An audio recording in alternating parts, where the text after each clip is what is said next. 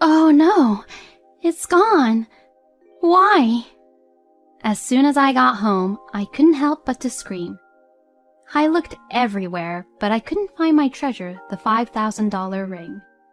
Oh, that expensive-looking one? My sister wanted it, so I gave it to her. Oh, it's fine, right? No, it's not fine. That was given to me by my mother, and it's irreplaceable to me. Oh, shut up. I'm the one who has been supporting you, so don't talk crap about my decisions. I'll divorce you if you don't quiet down, okay? I could leave you any time I want to, you know? All you have to do is say, yes, I understand, and obey me. I bit my lip and burst into tears at his arrogance. Fine, then if my husband Dan is going to go that far, then I also have an idea. He better not underestimate what I'm capable of. My name is Nora. I am a full-time housewife who turned 37 this year. I used to work as a nurse before I got married, but I quit my work when I got married at the request of my husband, Dan. Dan was working as a salesman for a company at the time of our marriage, but he recently changed his job. He now works from home. Since Dan and I share the same hometown, both our parents live nearby. And although we do not live together with Dan's parents or my parents, both of our parents live very close to where Dan and I live. And we have no kids. It's not that we didn't decide to have kids, but even after 10 years of marriage, we weren't blessed with a baby. After about 5 years of marriage, I went to the clinic once for a checkup and found no issues on my part. As for Dan, I don't even know if there is an issue or not because Dan has never gone to the clinic, no matter how many times I have urged him to do so. But I am not going to complain about it, nor am I going to force him to go to the clinic for a checkup. For my part, I would be happy if we could live a nice life together as a couple, even if we don't have kids. My parents also weren't the ones who would ask for grandkids every time we saw them, and leave the matter of having a baby to Dan and I. But my mother-in-law Lauren had a completely different view. She would come to my house unannounced and without telling me, and every time we saw each other, she would ask if I got pregnant yet with her grandchild. I could understand that she wanted to see her grandchild, but her constantly asking me about getting pregnant was stressing me out and was really getting to me. And Lauren also complains about my housework. Oh, Nora, what's with the way you fold the laundry? You're a housewife, so you should be more careful. What? Is there something wrong with it? I'm just doing it normally. Oh, you're always talking back. You're acting like that to Dan too, aren't you? No, no. You have to support your husband properly. If you can't do that, then you're not qualified enough to be his wife. Every time she would say anything, it would always go like that. It could be a small thing, but when they pile up, it becomes an unbearable pain. I have talked to Dan about it, but he just won't listen to me at all. And actually, even Dan was giving me a hard time. Hey, about your mother, I get really hurt when she says such terrible things to me, you know. You could at least talk to her about it.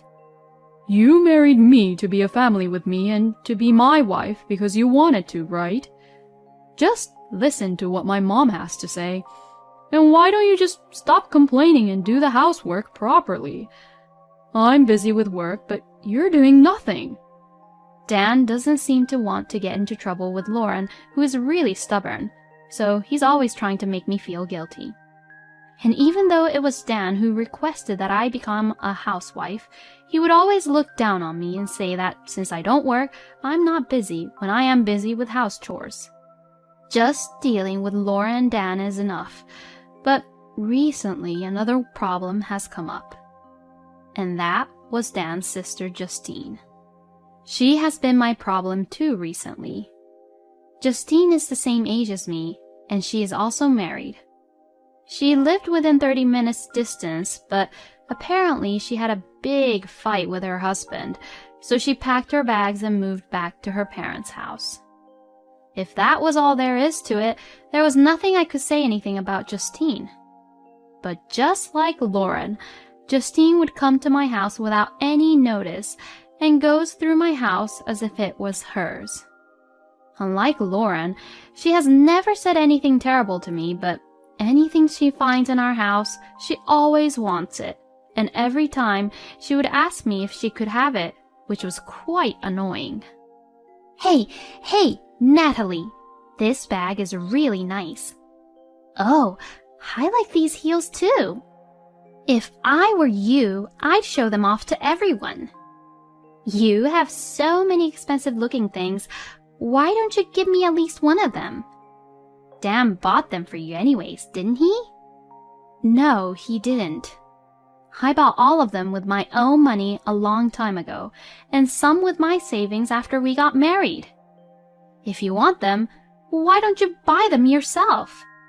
I don't have that kind of money, so that's why I'm asking you to give it to me. Oh, this ring is cute!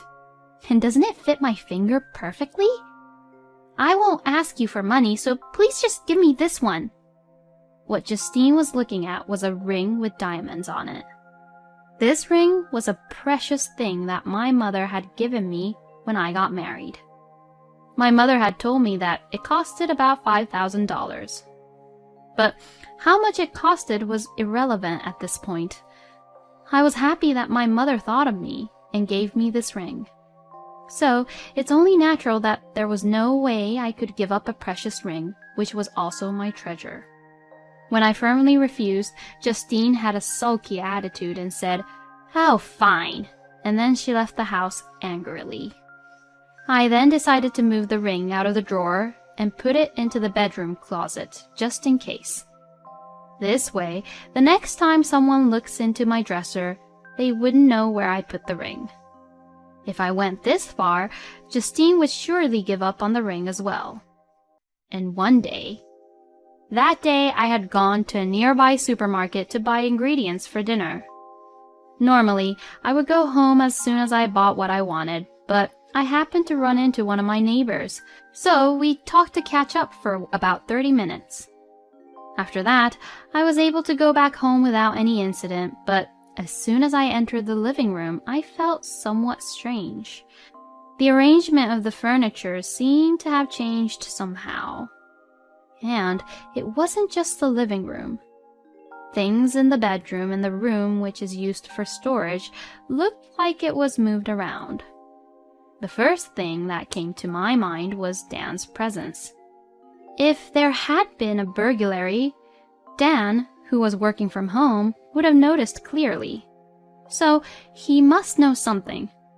I knocked on the door of Dan's study where he was working. He always tells me not to disturb him while he is working, but since it was an emergency situation, I had no choice. Hearing me knock, I hear Dan's voice through the door saying, "What the hell?" I feel like some of the things in our house had moved around. "Well, my mom was here earlier. Can I go now? I'm busy right now." As soon as I heard what he had said, I had a very bad feeling. No way. I panicked and headed for the bedroom right away. Then I reached my hands into the back of the closet. Oh no, it's gone. The ring, which my mother gave me, is gone. I unconsciously let out a scream. Then Dan came into the bedroom, probably because he heard me scream. "Dan, my ring, it's missing. What shall I do? Where did it go?" At my words, Dan then said, "Oh, yeah. About that ring, well, Mom took it. It seems like Justine wanted it, so I gave it to her. Justine was supposed to come and get it herself, but she asked my mother to get it because she wanted to go to the beauty salon."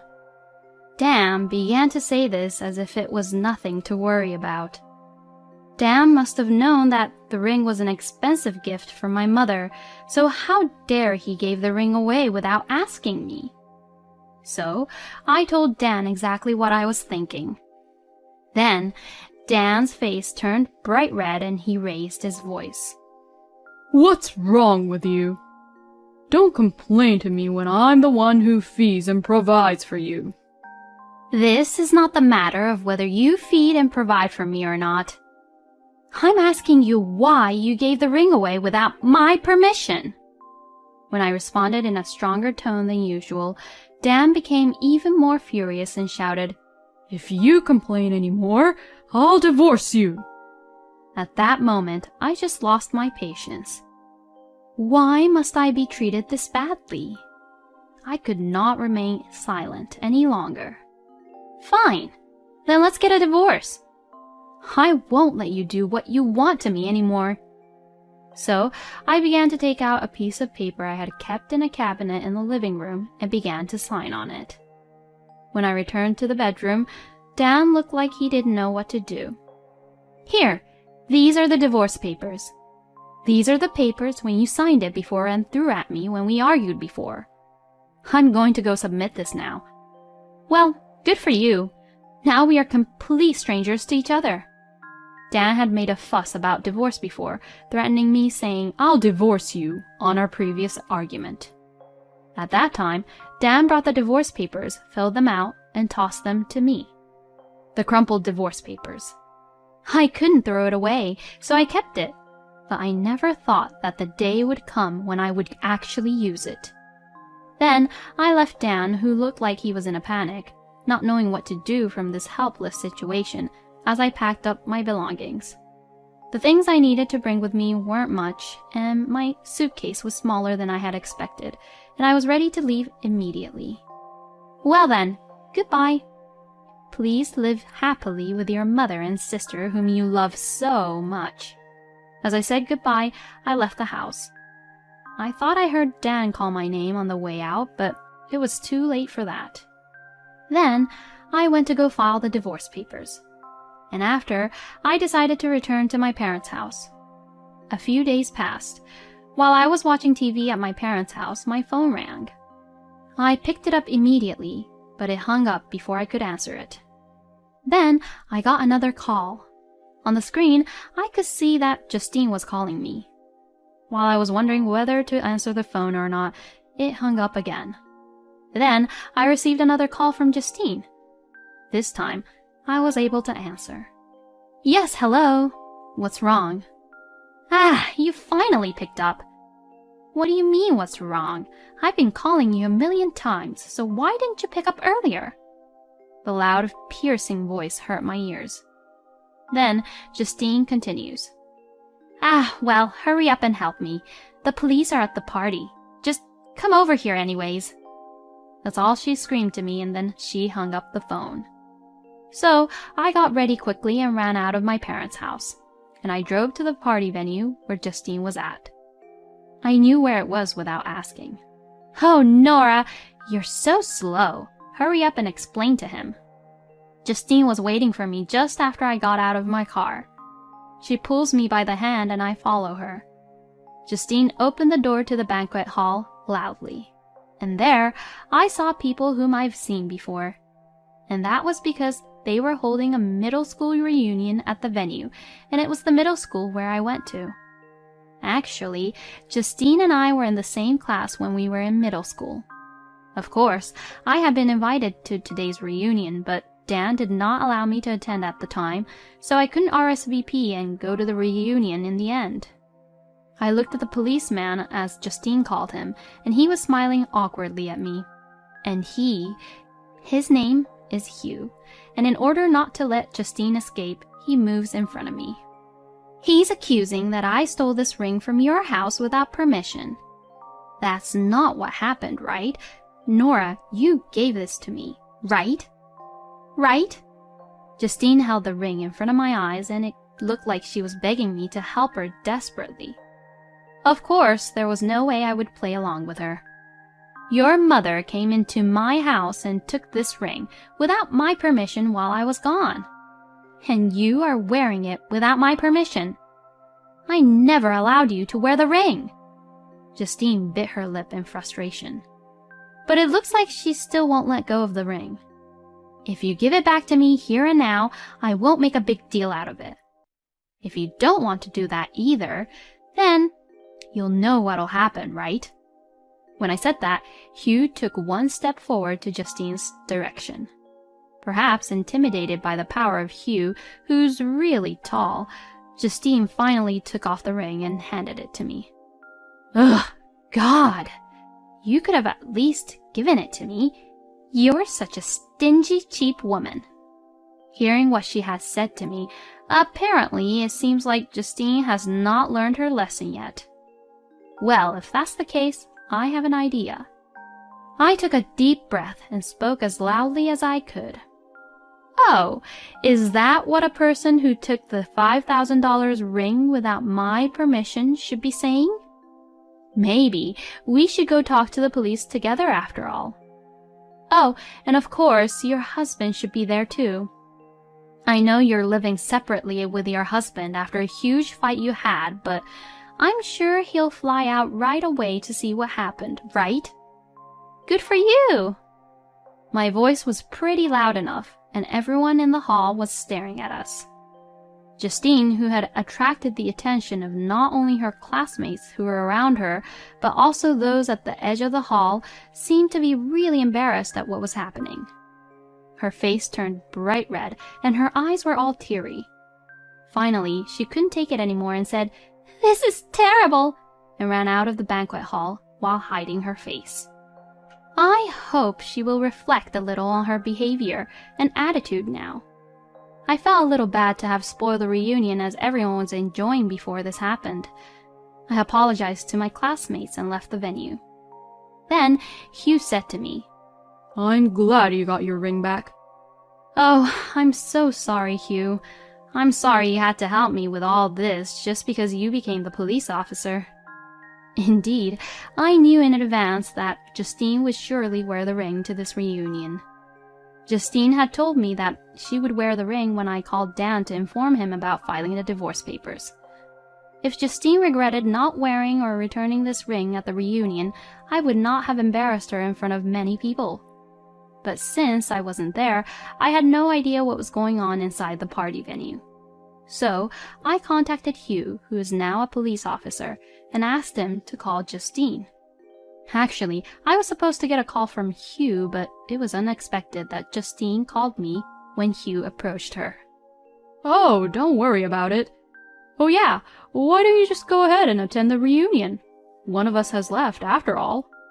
Hugh explained the situation to the people who organized for the reunion and got permission, and I was finally able to attend the reunion. I felt like I was back being a middle school student again and had a great time. Sometime later, Justine seemed to be too embarrassed to stay in her hometown, and before I knew it, she had moved out. I thought she had gone back to her husband, but apparently not. I don't know where she went, but in any case, she and I will never cross paths again. Justine must be actually very disappointed that she can no longer stay at her parents' house, which she loved so much. And Lauren seems to be quite shocked by her daughter's disappearance as Justine left without telling her where she went and her son's divorce, and is now living a lonely, sad life. This is what Lauren and Justine deserves. Oh, and my ex-husband contacted me the other day. He said that he wanted to start over with me. I never had any intentions to divorce you. He cried to me over the phone, but of course, there was no way I would ever get back with him anymore. Dan couldn't do any housework at all, so I'm sure he feels horrible on how he treated me and how grateful he is of me when I was with him. A mutual friend of ours told me that when she happened to see Dan at the supermarket, he was wearing a crumpled shirt, looking exhausted, and had a large amount of frozen food in his shopping basket, so there was no doubt that Dan was regretting what had happened between us. Seeing how dirty and exhausted he looked like, it seems like his neighbors were also making rumors about him. I hope that Dan, Justine, and Lauren will reflect back to what they had done.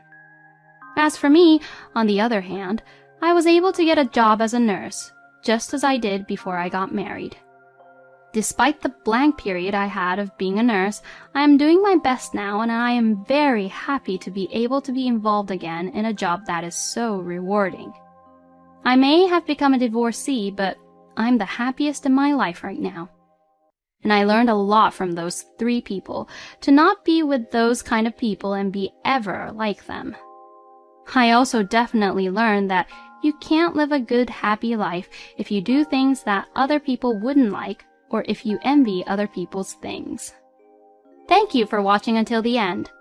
Please subscribe to our channel. We hope to see you in our next video.